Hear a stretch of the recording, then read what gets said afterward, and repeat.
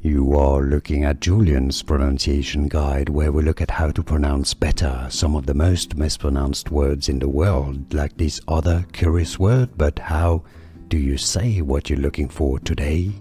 Let's learn once and for all how to pronounce the name of this American-German basketball center.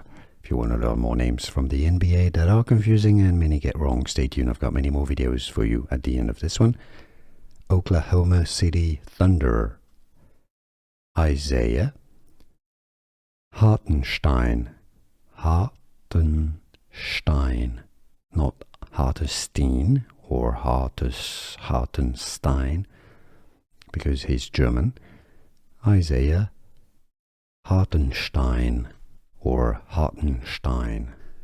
Here are more videos on how to pronounce more confusing words and names too many mispronounced. Like this video if you found it useful. I appreciate your support. I'll see you soon and thanks for watching.